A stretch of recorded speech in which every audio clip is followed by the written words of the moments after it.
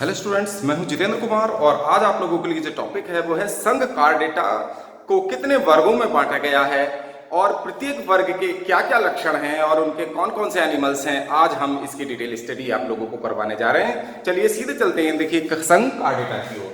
देखिए phylum Chordata यानी संघ कार्डेटा को 5 वर्गों में विभाजित किया गया है और संघ कार्डेटा को वैसे 2 सुपर क्लास में बांटा है। पहली सुपर क्लास है यानी कि अधिवर्ग मत्स्य, इसका है पहला अधिवर्ग है मत्स्य यानी सुपर क्लास और दूसरा अधिवर्ग सुपर क्लास है टेट्रापोडा।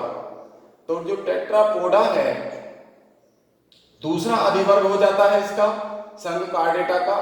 टेट्रापोडा दूसरा अधिवर्ग यानी सुपर क्लास और पहला अधिवर्ग है मत्स्य।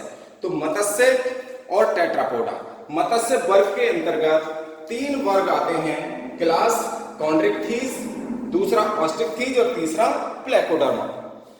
और टेट्रापोडा के अंतर्गत 4 क्लासेस आती हैं, उभयचर, सरीसृप, पक्षी और स्तनधारी यानी कि ममेलिया, एविस, रेप्टिलिया और एम्फीबिया, ये वर्ग आते हैं।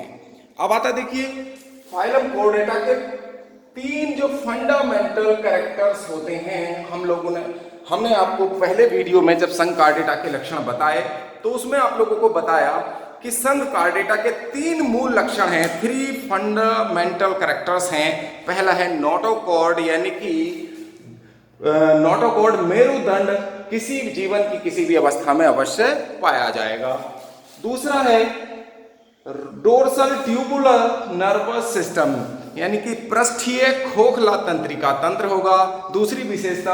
और तीसरा फेरेंजियल क्लोम क्लेफ्ट्स होंगी यानी कि ग्रसनीय क्लोम दरारें अवश्य उपस्थित होंगी। तो इसको ध्यान रखिए, ग्रसनीय क्लोम दरारें जिनसे ये श्वसन करते हैं। तो ये 3 लक्षण प्रत्येक कक्षा के मूल लक्षण हैं, चाहे वो ममेलिया के हों, पक्षी के हों, सरीसृपों के या उभयचरों के। ये 3 मूल लक्षण सभी में पाए जाएंगे और मत्स्य में भी ये होंगे यानी कि फिशीज वर्ग में भी ये पाए जाएंगे। ये 3 लक्षणों के बाद देखिए चौथा लक्षण जो बाद में शुरू करते हैं, पहले हम मत्स्य वर्ग के बारे में डिटेल स्टडी बताते हैं। देखिए जो अधिवर्ग मत्स्य है, सुपर क्लास मत्स्य है जो संघ कार्डेटा के अंतर्गत आएगी। तो मत्स्य अधिवर्ग में 3 वर्ग हैं। पहला वर्ग है कॉन्ड्रिक्थीज। कॉन्ड्रिक्थीज का मतलब है इसके अंदर जो मछलियां आती हैं, फिशीज में सारे मछलियां आएंगी। तो कॉन्ड्रिक्थीज में जो मछलियां आएंगी वो हैं शार्क, टारपीडो। टारपीडो को विद्युत मीन भी कहते हैं, इलेक्ट्रिक फिश भी कहा जाता है। ये विद्युत मीन है, ये 50 से 60 वोल्ट तक का करंट उत्पन्न कर देती है। विद्युत मीन या इलेक्ट्रिक रे भी कहते हैं। दूसरा है स्केलियोडोन। स्केलियोडोन का मतलब है डॉग फिश, कुत्ता मछली भी इसका नाम है। तो ये फिशेस क्या होती हैं, उपास्थि युक्त होती हैं। इनमें लचीली हड्डियां होती हैं, कार्टिलेजिनस बोन वाली होती हैं, इसीलिए इनको उपास्थि युक्त मछलियां कहते हैं। पहले वर्ग में कॉन्ड्रिक्थीज आता है और ये जितने भी इसके मछलियां होंगी, ये जंतु होंगे मछलियां, तो ये इनके ऊपर कॉन्ड्रिक्थीज के अंतर्गत आने वाले, तो इनमें जो शल्क होंगे, तो वो शल्क कैसे होंगे, प्लेकोइड होंगे। प्लेकोइड शल्क पाए जाते हैं, ये इनकी विशेषता है। और विविपैरस होंगे, ये जंतु मोस्टली कैसे होते हैं, विविपैरस होंगे यानी कि बच्चों को जन्म देने वाले होंगे, जरायुजी होंगे। ये अंडे ना दे करके सीधे मछलियों को जन्म देते हैं। ये ध्यान रखना, ये जो शार्क है, टॉर्पीडो है, स्केलियोडोन है, ये कैसे होते हैं, विविपैरस जरायुजी होते हैं। इनको हम क्या कहते हैं, जरायुजी कहते हैं। देख लीजिएगा, जरायुजी यानी कि जो अंडे नहीं देते, बच्चों को जन्म देते हैं। उसके बाद आता देखिए क्लास 2, इसकी दूसरी क्लास आती है। इसको 3 वर्गों में बांटा गया है, सुपर क्लास मत्स्य को यानी कि फिशीज को। तो इसका है ऑस्ट्रिक्थीज या इसको टेलियोस्टोमी भी कहते हैं और इनको बोनी फिशेस भी कहा जाता है, यानी कि अस्थिल मछलियां भी इनको कहते हैं। बोनी फिशेज, बोनी का मतलब है अस्थिल यानी कि हड्डी वाली, और बोनी फिश, तो बोनी फिश होती हैं ये, जैसे लेबियो रोहिता जिसे रोहू कहते हैं, अक्सर बाजारों में मिल जाती है। ये एक्जोसीटस, एक्जोसीटस इसको फ्लाइंग फिश कहते हैं, उड़न मछली है ये, उड़न मछली होती है फ्लाइंग फिश। अगर कोई उड़ने वाली मछली का नाम पूछा जाए कि उड़न फिश कौन सी है, तो वो है एक्जोसीटस यानी कि उड़न फिश, इसको ध्यान रखिएगा। अब आता देखिए नेक्स्ट, लैटिमेरिया, हिप्पोकैम्पस, ये भी क्या है, अस्थिल मछलियां हैं। हिप्पोकैम्पस को हम समुद्री घोड़ा भी कहते हैं। हिप्पोकैम्पस का दूसरा नाम है समुद्री घोड़ा। तो समुद्री घोड़ा क्या है, एक मछली होती है जिसको हिप्पोकैम्पस इसका वैज्ञानिक नाम है। और इसके हिप्पोकैम्पस की एक विशेषता ये होती है कि हिप्पोकैम्पस का जो नर होता है, मेल होता है, हिप्पोकैम्पस ये घोड़े की तरह संरचना होती है इस तरह से, तो इसका जो नर है, तो इसके हिप्पोकैम्पस के नर में, हिप्पोकैम्पस के नर में एक ब्रूड पाउच पाया जाता है, भ्रूणधानी, यानी कि भ्रूणधानी जो है वो किस में पाई जाती है, हिप्पोकैम्पस के नर में पाई जाती है, ब्राउड पाउच यानी कि भ्रूणधानी, ब्रूड पाउच पाया जाता है इसमें। भ्रूणधानी किस में पाई जाएगी, हिप्पोकैम्पस के नर में। नर और मादा चूंकि इसमें अलग अलग होते हैं। और इन जंतुओं की विशेषता है, ये ओविपेरस होंगे यानी अंडयुजी होंगे। जो ऑस्टिकथीज मछलियां होंगी यानी कि बोनी फिश होंगी, अस्थिल मछलियां होंगी, वो कैसी होंगी, अंडयुजी होंगी। ओविपेरस का मतलब है अंडयुजी। और इनमें जो सल्क पाए जाएंगे, ग्लेनोइड और साइक्लॉइड पाए जाएंगे, और साइक्लॉइड को टीनोइड भी कह देते हैं। तो टीनोइड या साइक्लॉइड स्केल इसमें पाए जाएंगे। और जो कॉन्ड्रिक्थीज मछलियां हैं, कॉन्ड्रिक्थीज में एयर ब्लैडर्स यानी कि वायु कोश अब्सेंट होते हैं, और इसमें एयर ब्लैडर प्रेजेंट होते हैं ऑस्टिकथीज मछलियों में। फिर आता है देखिए तीसरा वर्ग, जो मत्स्य वर्ग का तीसरा वर्ग आता है प्लेकोडर्मी।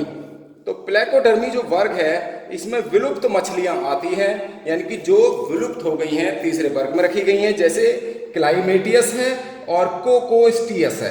कोकोस्टियस और क्लाइमेटियस जो फिशेज हैं, ये क्या हैं, विलुप्त मछलियां हैं जो अब मौजूद नहीं हैं।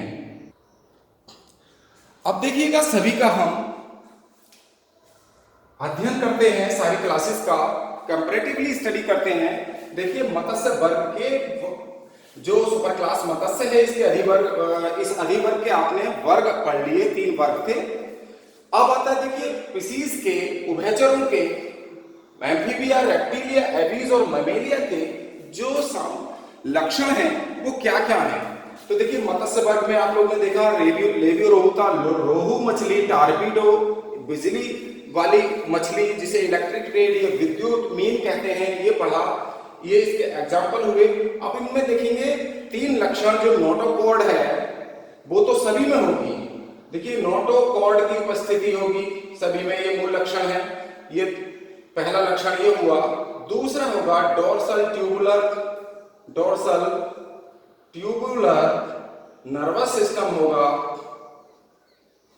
नर्व कॉर्ड पाई जाएगी ये नर्वस सिस्टम। और तीसरा है फेरेंजियल गिल क्लेफ्ट्स या क्लोम क्लेफ्ट्स, फेरेंजियल क्लोम क्लेफ्ट्स पाई जाएंगी। तो ये जो लक्षण है, तो 3 लक्षण सभी कॉर्डेट्स के होंगे, मत्स्य वर्ग के, एम्फीबिया के, रेप्टिलिया, एबीज और ममेलिया, सभी वर्गों के लक्षण होंगे। संकार्डेटा यानी कि जो संकार्डेटा है अस्थि वाला वर्ग है जिसमें अस्थियां पाई जाती हैं। तो चौथा जो बिंदु है यहां से शुरू होता है, देखिए एम्फीबिया में सिर, धड़ और पूंछ, हेड, ट्रंक एंड टेल, यहां भी होगा। और मत्स्य में भी ये चौथा बिंदु क्या होगा, हेड भी पाया जाता है इनमें, ट्रंक भी होता है मछलियों में, शरीर इनका नौकाकार होता है, टेल भी पाई जाती है। तो मछली का भी यही लक्षण है और उभयचरों का भी यही लक्षण है। और रेप्टिलिया की बात करें तो रेप्टाइल्स में भी हेड होता है स्पष्ट, ट्रंक होता है और एक लंबी पूंछ भी इनमें पाई जाती है। पक्षियों की बात करें तो पक्षियों का भी चौथा लक्षण यही होगा, हेड भी होगा इसमें, ट्रंक भी होगा और टेल भी इसमें उपस्थित होगी। अब आता देखिए स्तनधारी। स्तनधारियों का भी यही लक्षण है, सिर धड़ पूंछ में विभेदित शरीर होता है। फिर आता देखिए पांचवा लक्षण, पोइकिलोथर्मस होते हैं ये एनिमल। एम्फीबियन जो होते हैं वो पोइकिलोथर्मस होते हैं। पोइकिलोथर्मस ये पांचवा बिंदु, पोइकिलोथर्मस इसमें भी होंगे। पोइकिलोथर्मस का मतलब होता है असमतापी प्राणी। तो ये सब क्या होंगे, असमतापी, यानी कि सारी मछलियां क्या होती हैं, असमतापी। और असमतापी किन्हें कहते हैं आप समझ लीजिए, आप लोगों को जानकारी भी होगी। असमतापी वो होते हैं जिनके शरीर का ताप वातावरण के ताप के अनुसार बदल जाता है। यानी कि अगर ठंडा हुआ है, ठंडा मौसम हो गया तो इनका रुधिर जो है जम जाएगा और ये निष्क्रिय हो जाएंगे और इनको चलने फिरने में कठिनाई होगी। तो ऐसे एनिमल्स को क्या कहते हैं, कोल्ड ब्लडेड एनिमल्स कहते हैं या असमतापी कहते हैं, पोइकिलोथर्मस कहते हैं। तो एम्फीबियंस भी यानी उभयचर, मेंढक, उभयचरों में कौन कौन आते हैं, मेंढक आता है यानी कि मेंढक, फ्रॉग आएंगे सारे, सैलामेंडर आएगा, सैलामेंडर भी इसी संघ का प्राणी है। सभी प्रकार के मेंढक, चाहे राना टिग्रीना हो, टोड हो, हाइला हो, तो ये सब किस संघ के, एम्फीबिया के प्राणी हैं। रेप्टिलिया सरीसृप कौन कौन से होते हैं, छिपकली है और सबसे बड़ा जायंट कछुआ होता है, जायंट टर्टल होता है, टेस्टुडो, कैमिलियन गिरगिट है, सांप है, ये सब इसमें आएंगे, रेप्टिलिया में, सरीसृप में आते हैं। तो इनमें ये भी प्राणी कैसे हैं, ये कैसे हैं, असमतापी, एम्फीबिया। और ये जो हैं सरीसृप भी असमतापी होते हैं, पोइकिलोथर्मस होते हैं, ये पोइकिलोथर्मस एनिमल होते हैं, यानी ये भी असमतापी होते हैं। अब आते हैं पक्षी। पक्षी तो आप जानते हैं सभी, चाहे कबूतर है, कोलंबा लीबिया है, कोलंबा लीबिया, कॉर्वस है जिसे कौवा कहते हैं, कॉर्वस है, पेसर है जिसे गौरैया कहते हैं, ये सब वैज्ञानिक नाम है वंश के। तो ये कबूतर, ये कॉर्वस कौवा, ये पेसर गौरैया, तो ये क्या है, ये समतापी होते हैं। ये क्या होते हैं, होमियोथर्मल होते हैं, होमियोथर्मल या होमियोथर्मल एनिमल होंगे, यानी कि ये होंगे समतापी। होमियोथर्मल को समतापी या वार्म ब्लडेड भी कह देते हैं, गर्म रुधिर वाले।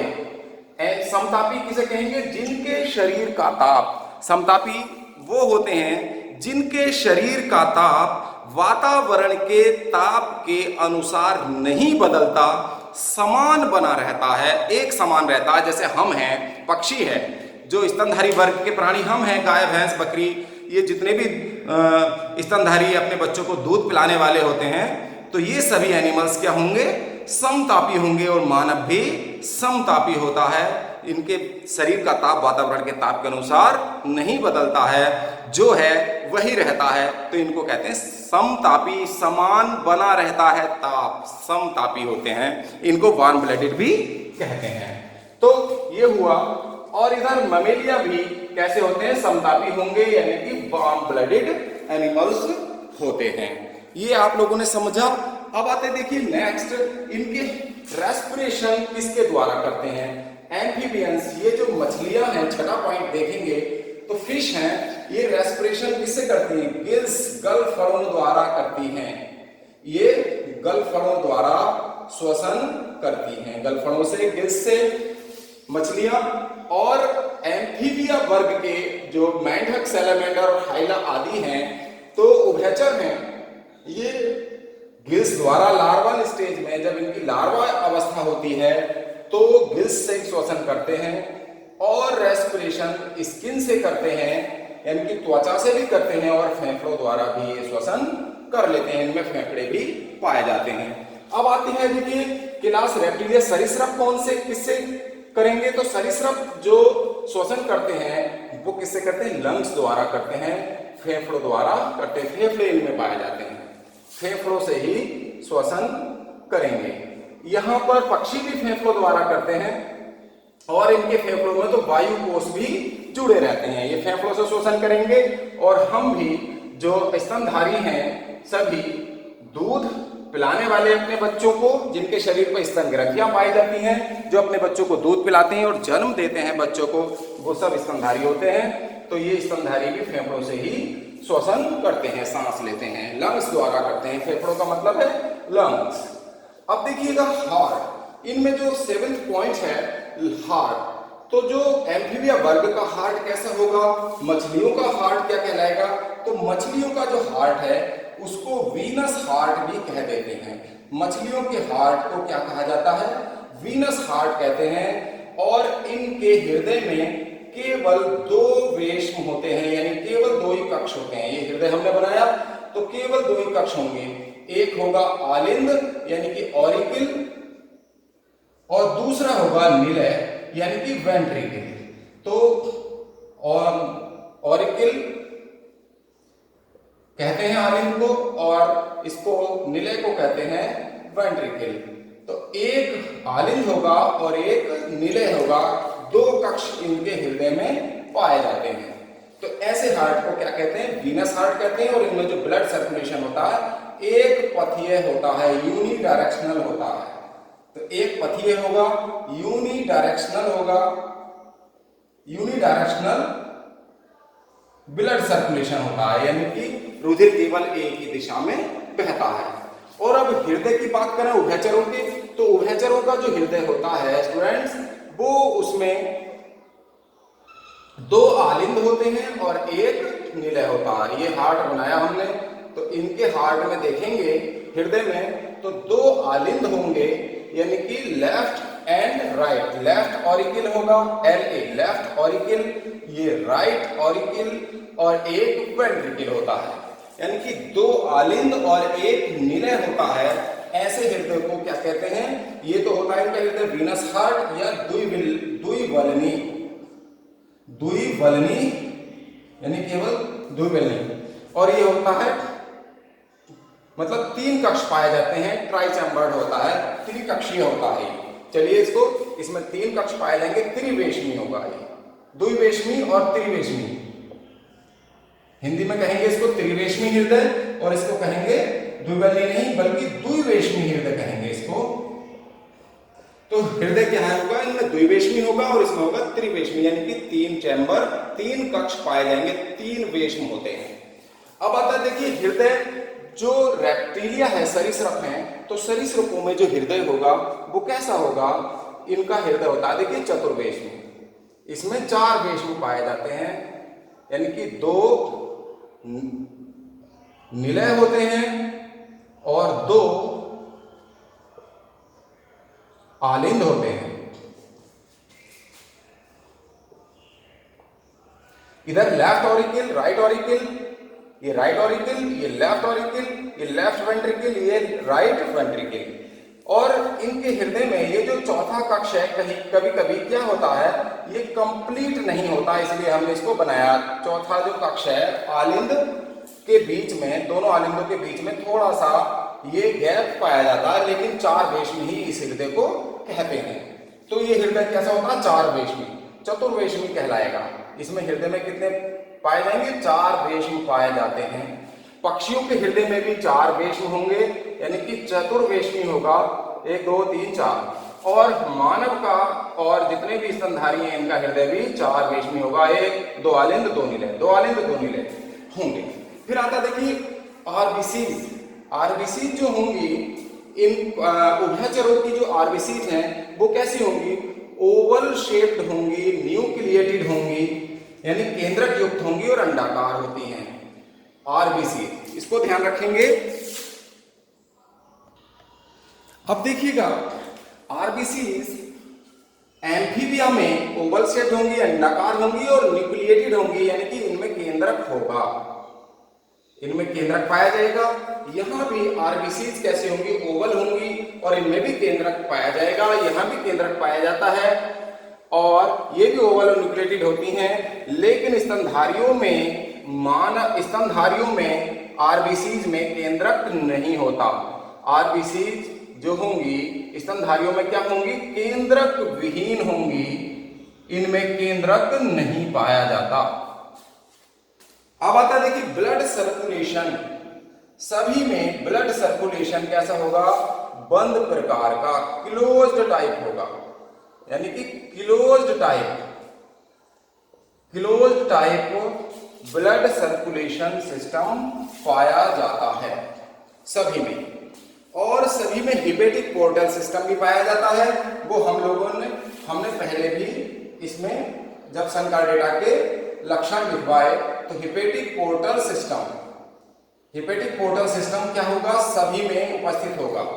अब आता देखिए ये उत्सर्जी पदार्थ जो होता है, ये इनमें यूरिया होगा। एम्फीबिया वर्ग में क्या होता है, यूरिया होता है उत्सर्जी पदार्थ। रेप्टिलिया में उत्सर्जी पदार्थ यूरिक एसिड होता है, इसीलिए इनको यूरिकोटैलिक कहते हैं। और जो यूरिया उत्सर्जित करते हैं उन्हें यूरियोटैलिक कहते हैं। और ये भी यूरिकोटैलिक होते हैं, पक्षी भी। यूरिक एसिड ही उत्सर्जित पदार्थ, इनका यूरिक एसिड ही होता है। और जो मैमल्स होते हैं इनका यूरिया होता है उत्सर्जित पदार्थ। क्या होता है, यूरिया। मूत्र में यूरिया पाया जाता है। सभी यूनिसेक्सुअल होते हैं। यूनिसेक्सुअल एक लिंगी, नर और मादा सभी वर्ग, चाहे वो मत्स्य वर्ग हो, उभयचर, सरीसृप, पक्षी और स्तनधारी, सभी एक लिंगी होते हैं।